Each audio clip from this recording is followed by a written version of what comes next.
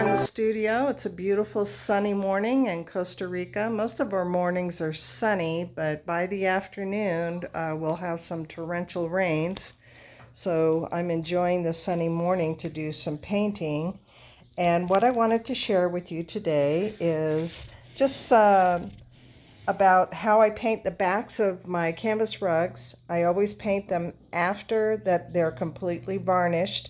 This protects the rug from, anything, any dirt or paint that might be left on the table. So you want to seal your rug really well. And it's a really high quality paint that's special for humidity and fungus. And that's something that we really have to be careful with here in Costa Rica, in the tropics.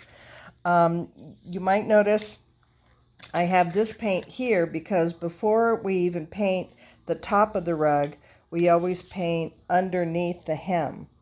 So this is now sealed down because we put wet paint underneath the hem. We painted the edge of this canvas really well.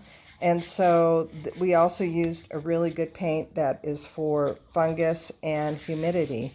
When I first started doing canvas rugs, I didn't paint the backs. This was just raw canvas. And so we had to be really careful that it stayed really nice and didn't get stained or anything. But it wasn't so much that as that when you're when you're living in the tropics, as I said, you always have to be careful about fungus. A lot of these houses were going into beach homes and lowland tropical rainforest. So having raw cotton canvas was not a good idea on the floors.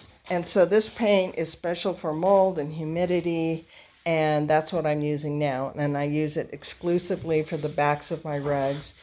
And I buy it in quantity, and I get it in any color that's pre-mixed, because I'll go into the store and lots of times people will have mixed a color and they don't want that color, so the store will have this particular color, any color, that was pre-mixed, and so now they need to, put it on sale. And since they're going on underneath the rug, that's what I like to get because saves me a lot of money. So that's a really good tip when you're buying paint.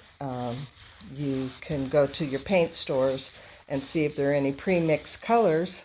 And I buy a lot of paints for my rugs this way because sometimes they're really pretty colors and quartz. And so anyway, thank you for sharing your morning with me. I really appreciate it.